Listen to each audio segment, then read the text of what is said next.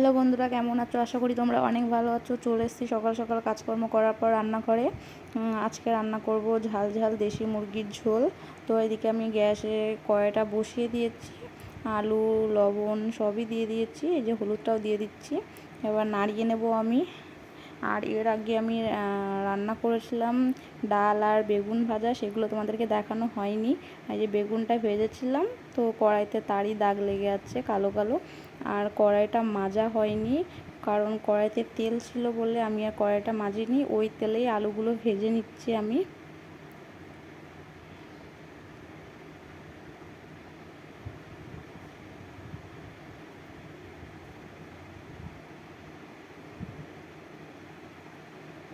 আলু ভাজা হয়ে গেছে, আমি এবার আলুটাকে তুলে নেব।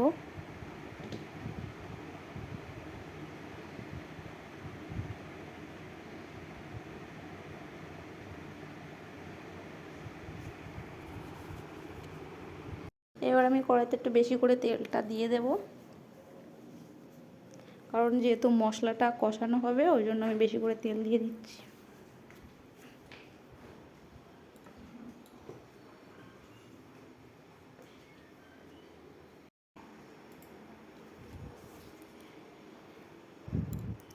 এই যে তেলটা দিয়ে দিচ্ছি।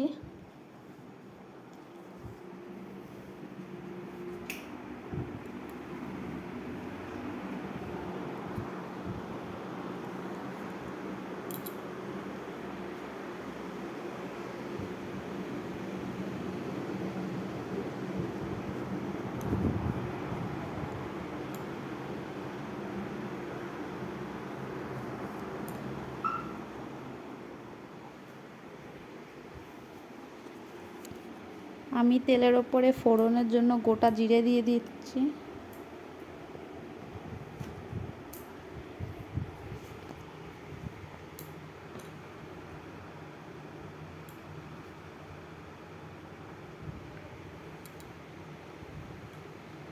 এবার আমি দুটো তেজপাতা দিয়ে দেব।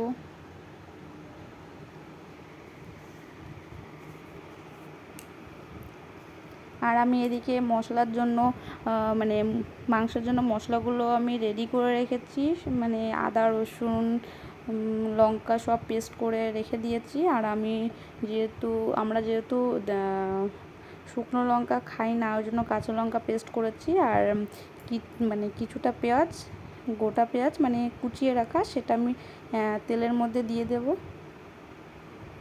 এই তেলের মধ্যে দিয়ে দিয়েছি। এবার পেঁয়াজটাকে একটু লাল লাল করে ভেজে নেব।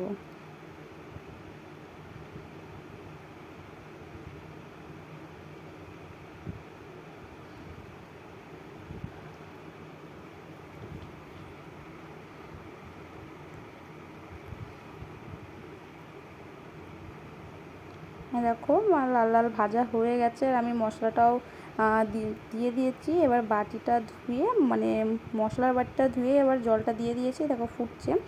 আর এই যে মশলাটা দেখো, দেখতে পাচ্ছ রেডি হয়ে গেছে, মানে মশলা কষানো হয়ে গেছে। আমি এইদিকে মাংসগুলো দিয়ে দিচ্ছি মশলার মধ্যে।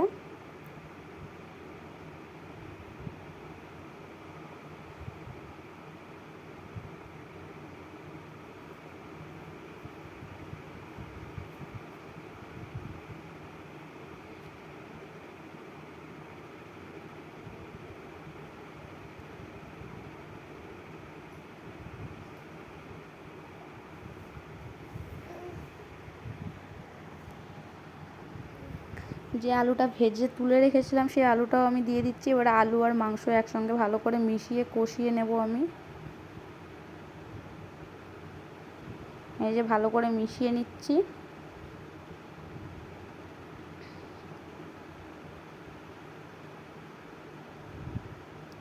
এবার আমি ঢাকনাটা দিয়ে দেব। এই যে 10 মিনিট বাদে আমি ঢাকনাটা তুলেছি।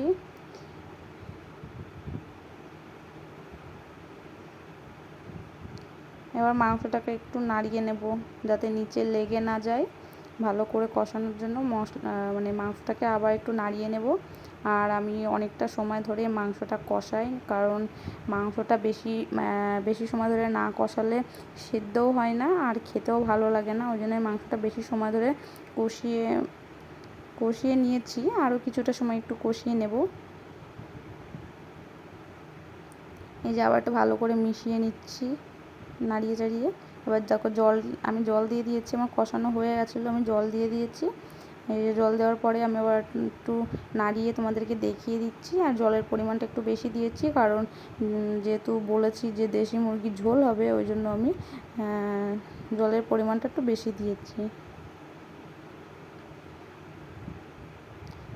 এই যে ঢাকনাটা দিয়ে দেবো। এই যে 10-15 মিনিট বাদে আমি ঢাকনাটা তুলেছি, আর আমি এতে গরম মশলাও দিয়ে দিয়েছি। এটা ভালো করে একটু ফুটিয়ে নেব। আমার তরকারি রেডি, মানে মাংসের তরকারি রেডি হয়ে গেছে। আমি গরম মশলা দিয়ে ভালো করে মিশিয়ে নিচ্ছি। এই যে একটু ফুটতে দেব। এই দেখো ফুটছে তরকারিটা, এবার আমি নামিয়ে নেব। দেখো আমি নামিয়ে নিয়েছি, দেখো কত সুন্দর কালারটা হয়েছে। ভালো লাগলে লাইক কমেন্ট শেয়ার সাবস্ক্রাইবটা করে